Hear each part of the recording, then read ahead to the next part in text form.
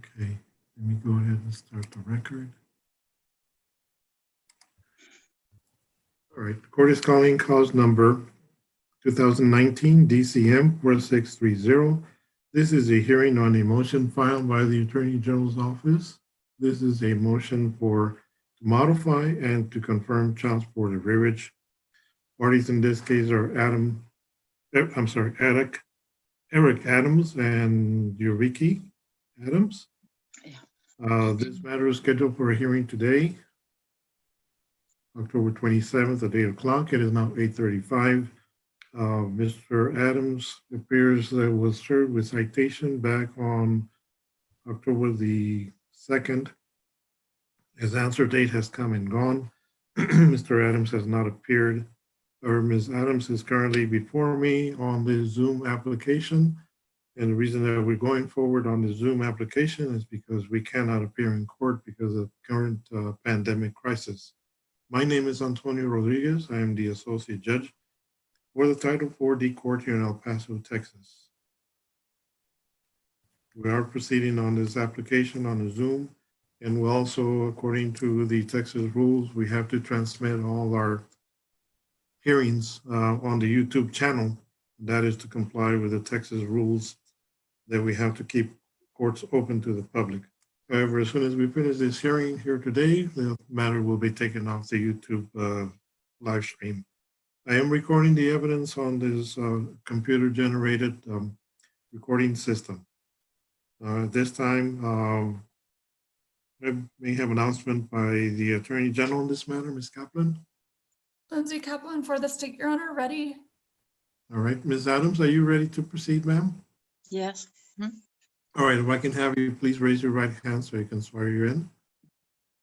Do you swear or affirm that the testimony that you're about to give is the truth, the whole truth, and nothing but the truth, so help you God? Yes, I do. All right, thank you, ma'am. I'm just going to ask you to speak just a little bit louder, please. Okay? Okay. All right, thank you, ma'am. All right, Ms. Kaplan, go ahead. Thank you, Your Honor. The state calls Ms. Adams as a witness. Okay, go ahead. She's been sworn in. Ma'am, what is your name? Ulrike Adams, And who are you the mother of? Nicholas Adams. And who does he live with? He lives with me And how long has he lived with you? all his life. And how old is Nicholas? 21. And is he still in high school? Yes. And does he go to high school in El Paso, Texas? Yes. And does Nicholas have special needs? Yes. What is the nature of his medical diagnosis? Autism.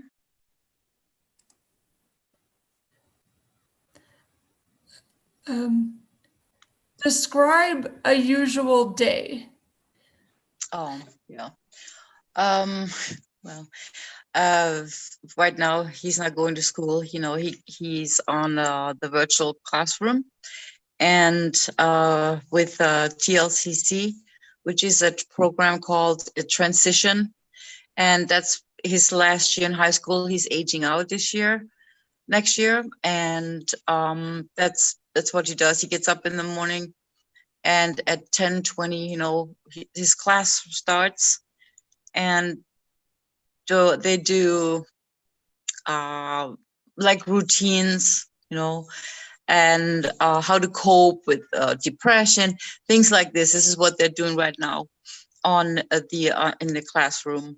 So that's what he does for about an hour, and then that's basically it for school for him, besides the assignments. Then he has to do some assignments, which is basically just a repeat of what's been, you know, talked about during class, and he just kind of repeat the whole thing. And then after that, since we're home, you know, we can go places. We just stay home, and he eats lunch. I make him something to eat, and then he either he watches some TV or he's in his room Mostly he's in his room, and yeah, that's what we do right now. He doesn't want to go outside. He doesn't want to go anywhere right now. He wants to stay home. I try to get him to go with me sometimes just to get him out, but he doesn't want to go. He basically just wants to stay home. It's not because of COVID. He doesn't really understand that. It's because he just doesn't want to go anywhere. He wants to stay home, you know. And then, well, yeah, I have to prompt him to do everything, like wash his teeth, like, you know, go to the bathroom or go take a shower or everything really. And a lot of the time he doesn't want to do it. So I have to kind of make him do it, and which I, you know, I have to bring him to the bathroom. I turn on the water, I put him in the bathtub. So that's what with the self-care, you know. Yeah, I have to prompt him to do it, otherwise he won't do it. And what else? What else do we do right now? Yeah, he has in his room, he kind of created it like a classroom, because I think he really needs to go be in school, but you know, it's not possible where there is a lot of structure there, and he kind of wants that structure that I can provide to him, because I'm not, you know, I don't have students here. So he recreates it in his room, where he sets up his own little classroom with little like figures, with little cartoon things, whatever, just, or pictures of people he sets up as being a classroom for himself. So he kind of creates that for himself to feel more, I guess, not so, maybe not anxious, I don't know, because he misses the classroom structure, which he doesn't have since March. And so he basically spends a lot of time in in his classroom, in his room. So that's how he kind of copes with that situation right now, which is not the case, not to that degree, at least, when he goes to school. You know, when he has his routine, they pick him up in the morning with the bus. I bring him to the bus outside the front door, and then he, you know, he comes home in the evening from TLCC, the transition, and then that's basically his routine. So when he gets home, you know, we eat dinner, and then he just goes in his room, and he has his room set up as a classroom since basically forever. It's you know, with autistic children, it's very difficult to understand why they do certain things or what that all means. You know, I understand it because I know my child. So he basically creates a safe space, maybe a safe space for him, where he feels comfortable to be in, like the classroom. Yeah. Does he attend any therapies? Oh, not anymore. Since he is in transition right now, you know, that's basic in school. Yeah, he would get speech therapy and occupational therapy there. And but since he goes to TLCC now, which is the transition program, and they don't give him that anymore, because that's a different, you know, it's a different part of schooling now, since he entered transition, meaning job skills training, or, you know, that's what they do there. Where in his homeschool, that's where he received the therapy, the speech therapy, and the occupational therapy, and, you know, life skills. That's what they teach them in school, and some academic, of course. Yes. Is he verbal? Yes. Yeah. He has speech problems. Yeah, he does still have them. Yeah, it's, you know, his pronunciation is not very clear. Sometimes he slurs words, or, you know, he mumbles and stuff. So I think he probably would still benefit from speech therapy, but they don't give it to him in school anymore. So, and at this point, and like I said, he's aging out this year. So once, you know, basically it's his last year of school, and then we're on our own. So at that point, and then we're on our own. We have to create something for him. Do you think that he could work at a job? Boy, I don't know. I don't know. I've never tried it, so I don't know how he would cope in an environment like this. You know, where he's basically away from school and away from me, and a whole new situation. I don't know. We never tried that. We never did that. You know, I really couldn't do it anyways because he was never home. He's always in school. So no, we haven't tried that. No, I have no idea how he would cope there, how he would handle it. I don't know. You know what I mean? I don't know if So he can. Yeah. uh, I don't know. That's something I have not experienced yet with him. Whether he, you know, whether he can, his abilities or the safety of it, I don't know, you know. So we haven't done that yet. does he have? What Yeah. type of health insurance? He has the, like I said, he has the Eric's TRICARE, retired TRICARE, which is standard. It's like TRICARE standard. Well, I have to go outside to the doctors outside of post. And that's what he has right now. And the Medicaid part of the SSI that he receives since he turned 18. As he receives Medicaid.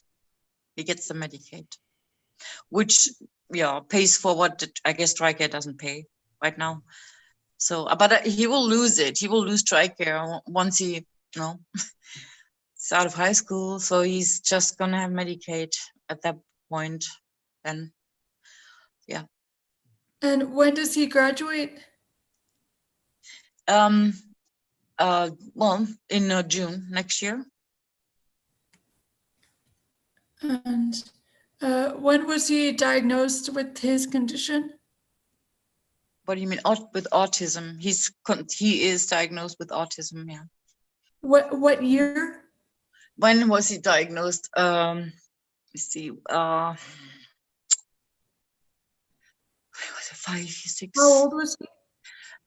Well, what year was that? Must have been 2005. 2005. But when he started elementary, it was absolutely impossible to put him in a regular classroom. He was pulled out right away because of his behavior issues and all. And he was then by the school, you know, they do that. They have psychologists. They sent me there, and they evaluated him, and he was instantly diagnosed with autism. And yeah, he was autistic. I have another child who's autistic. I have 2 now. So my oldest son is also autistic, but he's like 12 years older than Nicholas. Yeah, so Nicholas is Go my ahead, Ms. second one. Kaufman. Kaplan, go ahead, continue questions. Yes. Oops. Do Simply. you have any safety concerns regarding Mr. Adams? Oh no. Mm-mm. No, he doesn't really know. He doesn't live here, and when he did, no, he has no interest in that, in Nicholas's life or anything. So that's never been an issue. Mm-mm. Would you be in agreement with Mr. Adams' information remaining confidential and not on a court order? I don't know. I understand that. What was that? I withdraw the question. No further questions for this witness, Your Honor.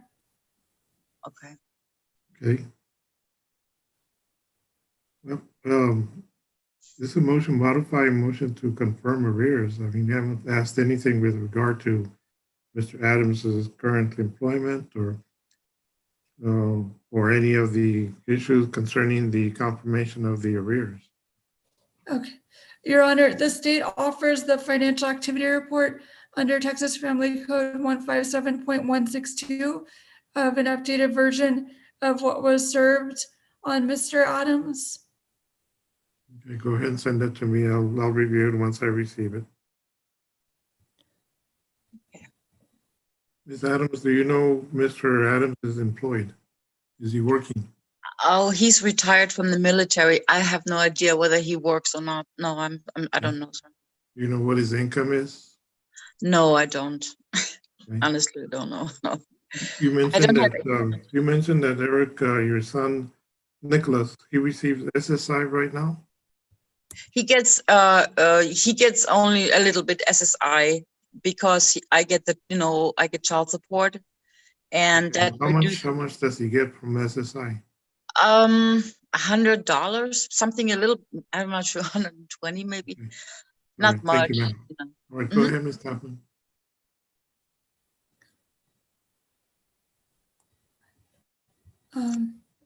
So you have no information about Mr. Adams' income at this time, correct? No, I don't know. And even if I wanted to inquire, I wouldn't get any information on that. Like the DFAS or so, if I wanted to, inquire, oh my gosh, no, they wouldn't give me any information on that. That's completely private. So I have no access to anything like this unless Eric All would right, ma'am. Well, tell me. I don't know Yeah. if the AG has any information, ma'am. Mhm. Okay. Ms. Kaplan, do you have Yeah. information about his income or sources of income or anything? There's a modification. You all file a motion to modify. Yeah. Ms. Adams, I'm talking to the Attorney Oh, General. I'm so sorry. I'm sorry. Yes, if I may have a moment. Uh, Well, Ms. Kaplan, you all filed this motion to modify back in July.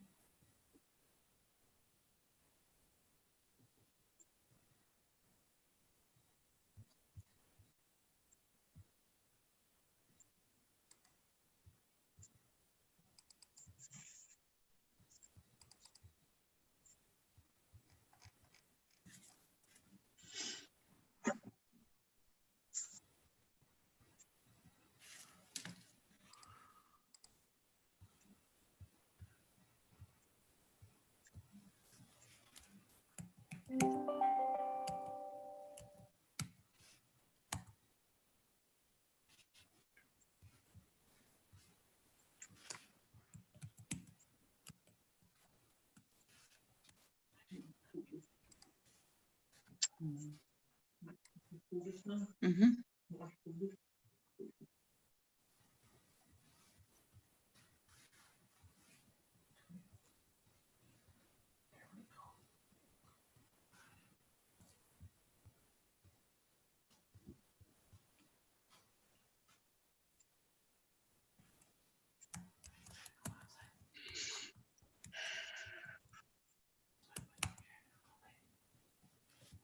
uh,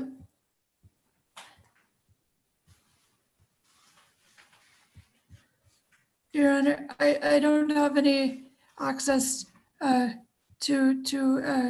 any other information at this time regarding his income.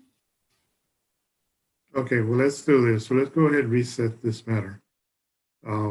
Get information about what Mr. Adams' income is.